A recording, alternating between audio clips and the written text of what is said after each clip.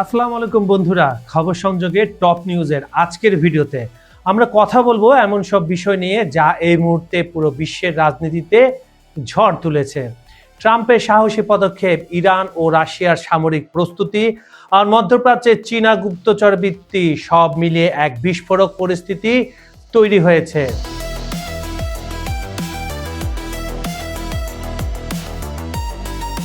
কেন ট্রাম্পের প্রত্যাবর্তন পুতিনকে অবাক করছে? ইরান কেন বলছে ট্রাম্পের জন্য এবার অপেক্ষা করছে এক ভয়ঙ্কর শিক্ষা?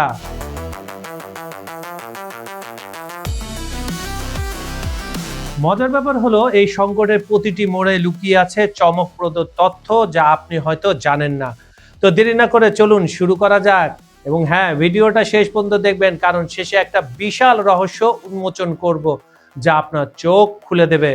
চলুন তাহলে শুরু করি। ট্রাম্প, ইরান, রাশিয়া, উত্তেজনা চরমে।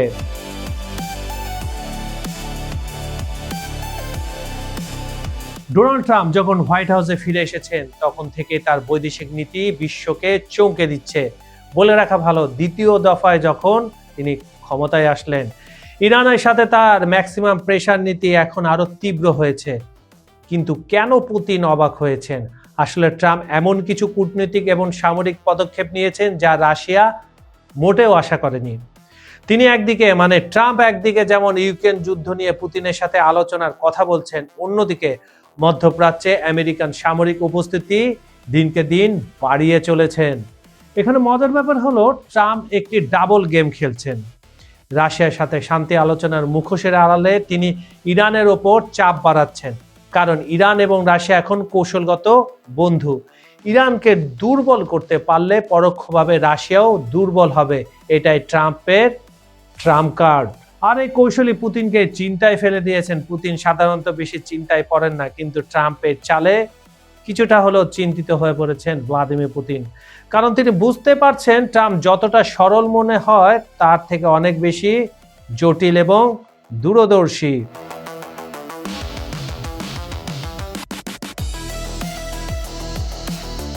ইরানের শীর্ষ সামরিক জেনারেল সম্প্রতি ট্রাম্পকে হুঁশিয়ারি করে বলেছেন, যদি যুদ্ধ হয় তাহলে আমেরিকা এমন শিক্ষা পাবে যা তারা কখনো ভুলবে না। কথার লড়াইটা দারুণভাবে জমে গেছে বন্ধুরা। এটা কি শুধু বড় বড় কথা, নাকি ইরান সত্যিই প্রস্তুত? আসুন দেখে আসি। ইরান গত কয়েক মাসে তাদের ক্ষেপণাস্ত্র প্রযুক্তি অবিশ্বাস্যভাবে মিরাকলি উন্নত করেছে। তাদের হাইপারসনিক ক্ষেপণাস্ত্র ফাত্তা এখন পরীক্ষামূলক পর্যায়ে পার করে মোতায়েনের জন্য প্রস্তুত। এই ক্ষেপণাস্ত্র ম্যাক 15 গতিতে চলতে পারে, মানে শব্দের চেয়ে 15 গুণ দ্রুত। আরো ভয়ঙ্কর ব্যাপার কি জানেন? ইরান এখন ড্রোন যুদ্ধে একেবারে বিশেষজ্ঞ হয়ে উঠেছে। তাদের শাহেদ ড্রোন ইউক্রেনের যুদ্ধে রাশিয়া ব্যবহার করছে এবং এগুলা অত্যন্ত কার্যকর প্রমাণিত হয়েছে।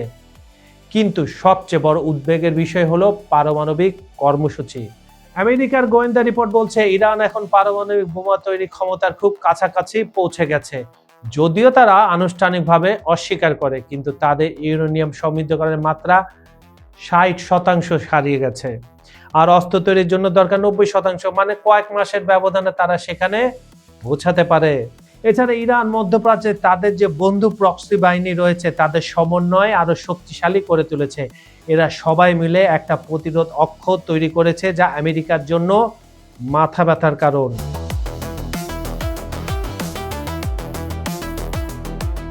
পুতিন কেন ইরানের পাশে দাঁড়িয়েছে? কারণটা বুঝতে হলে আপনাকে বৈশ্বিক শক্তি ভারসাম্যের হিসাবটা বুঝতে হবে। রাশিয়া এবং ইরান দুই দেশই পশ্চিমা নিষেধাজ্ঞার বেড়াজালে আটকা, তাই তারা একে অপরের প্রয়োজনটা খুব ভালোভাবে বোঝে। ইরান রাশিয়াকে ড্রোন আর ক্ষেপণাস্ত্র সরবরাহ করছে ইউক্রেন যুদ্ধের জন্য, আর বিনিময়ে রাশিয়া ইরানকে দিচ্ছে একের পর এক উন্নত সামরিক প্রযুক্তি, ইকুইপমেন্ট এবং কূটনৈতিক সমর্থন। সম্প্রতি রাশিয়া তাদের S-400 এয়ার ডিফেন্স সিস্টেম ইরানকে সরবরাহের কথা ঘোষণা করেছে। অনেকে বলছে এটা তারা অলরেডি দিয়ে দিয়েছে। এছাড়া Su-57 যুদ্ধ বিমান এবং অ্যাটাকিং হেলিকপ্টার তো রয়েছেই। এটা বিশ্বের অন্যতম শক্তিশালী বিমান প্রতিরক্ষা ব্যবস্থা। কোনটা? S-400। এর মানে হলো আমেরিকা যদি ইরানে বিমান হামলা চালাতে চায় সেটা অনেক কঠিন হয়ে যাবে। আরো একটি গুরুত্বপূর্ণ বিষয়, রাশিয়া এবং ইরান একসাথে সামরিক মহড়া করছে। গত কয়েক মাসে ক্যাস্পিয়ান সাগরে এবং আরব সাগরে তাদের নৌবাহিনী যৌথ মহড়া করেছে। এটা একটা স্পষ্ট মেসেজ, আমরা একসাথে আছি। পুতিন ভালো করেই জানেন যদি আমেরিকা ইরানকে আক্রমণ করে তাহলে সেটা তার জন্য খারাপ হবে, কারণ ইরান দুর্বল হলে মধ্যপ্রাচ্যে রাশিয়ার প্রভাব কমে যাবে, আর তাই তিনি ইরানকে পূর্ণ সমর্থন দিয়েই যাচ্ছেন।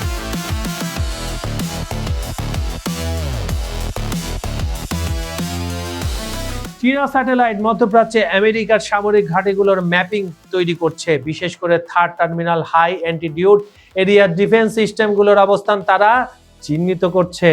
থার্ড কি? এটা আমেরিকার অত্যাধুনিক ক্ষেপণাস্ত্র প্রতিরক্ষা ব্যবস্থা, যা শত্রুদের ক্ষেপণাস্ত্র মহাকাশে নষ্ট করে দিতে পারে। এটা এতটাই শক্তিশালী যে ইরান বা রাশিয়ার ক্ষেপণাস্ত্র আমেরিকার ঘাঁটিতে পৌঁছানোর আগেই ধ্বংস হয়ে যেতে পারে। কিন্তু চীন যদি জানে এই সিস্টেমগুলো কোথায় আছে, তাহলে তারা সেই তথ্য ইরান এবং রাশিয়ার সাথে শেয়ার করতে পারে।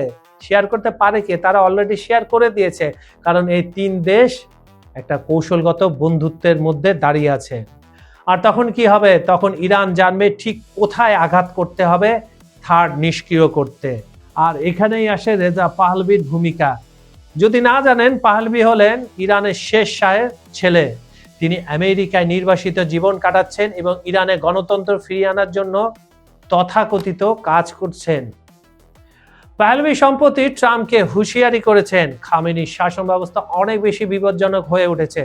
তিনি আমেরিকান নেভিকে সতর্ক করেছেন যে ইরানের সামরিক ক্ষমতা অবমূল্যায়ন করবেন না, যদি করেন তাহলে আপনাদেরই ক্ষতি। মজার ব্যাপার হলো, ইরানের ভেতরে গোপন বিদ্রোহীরা পাহলভিকে সমর্থন করছে। সম্প্রতি ইরানে কিছু সামরিক ঘাঁটিতে রহস্যজনক বিস্ফোরণ হয়েছে। অনেকে বলছেন এগুলো ইসরায়েলি অথবা আমেরিকার গুপ্তচরদের কাজ, কিন্তু কেউ কেউ এও বলছেন ইরানের ভেতরে যারা খামেনি শাসনের বিরুদ্ধে, তারাই পাহলভির সাথে এক হয়ে এই কাজগুলো করছে। বিশেষজ্ঞরা বলছেন সরাসরি আমেরিকা ইরান যুদ্ধ হওয়ার সম্ভাবনা খুব কম, কারণ উভয় পক্ষেই জানে এটা খুব ব্যয়বহুল হবে। কিন্তু প্রক্সি যুদ্ধ, সাইবার আক্রমণ এবং সীমিত সামরিক সংঘর্ষ হতে পারে। যদি যুদ্ধ হয় তাহলে প্রথমে ইরান হরমুজ প্রণালী বন্ধ করে দিতে পারে, ফলে তেলের দাম আকাশছোঁয়া হয়ে যাবে, বিশ্ব অর্থনীতি ধসে পড়বে। ইরান আরব উপসাগরে আমেরিকার যুদ্ধজাহাজের ড্রোন এবং ক্ষেপণাস্ত্র দিয়ে আক্রমণ করতে পারে। তাদের প্রক্সি বাহিনী ইসরায়েল এবং আমেরিকার ঘাঁটিতে রকেট হামলা চালাতে পারে। কিন্তু আমেরিকাও বসে থাকবে না। তাদের স্টিলেট বোম্বার এবং টমাহক ক্রুজ ক্ষেপণাস্ত্র দিয়ে তারা ইরানের পারমাণবিক স্থাপনা এবং সামরিক ঘাঁটি ধ্বংস করার চেষ্টা করবে। আর রাশিয়া, তারা সরাসরি না জড়ালেও পর্দার আড়াল থেকে ইরানকে সাহায্য করবে। চীনও একই কাজ করবে। তো বন্ধুরা, পরিস্থিতি এখন অত্যন্ত নাজুক। যতটা ভাবছি তার চেয়েও অত্যন্ত নাজুক। এক পা এদিক ওদিক হলেই ভয়ঙ্কর যুদ্ধ শুরু হতে পারে। ট্রাম্পের সাহস, ইরানের প্রস্তুতি, রাশিয়ার সমর্থন, চীনের গুপ্তচর বৃত্তি, সবকিছু মিলে এক বিস্ফোরক পরিস্থিতি তৈরি হয়েছে। আমার মতামত যদি আপনারা জানতে চান, তাহলে কূটনীতি একমাত্র পথ। যুদ্ধ কারোর জন্য ভালো হবে না, সাধারণ মানুষই সবচেয়ে বেশি ক্ষতিগ্রস্ত হবে। আপনার মতামত কি? কমেন্টে জানান। ভালো লাগলে লাইক করুন, শেয়ার করুন এবং চ্যানেল সাবস্ক্রাইব করে নোটিফিকেশন বেল অন করে রাখুন। আগামী ভিডিওতে আরো চমকপ্রদ তথ্য নিয়ে হাজির হব। খবর সংযোগের টপ নিউজের অনুষ্ঠানটি আপনারা পৃথিবীর কোন প্রান্ত থেকে দেখছেন কমেন্টে জানান। আমরা আপনার মতামত শুনতে চাই। আজ এই পর্যন্ত। আমি কাজল হায়দার বিদায় নিচ্ছি। দেখা হবে পরের ভিডিওতে নতুন কোনো ইস্যু নিয়ে।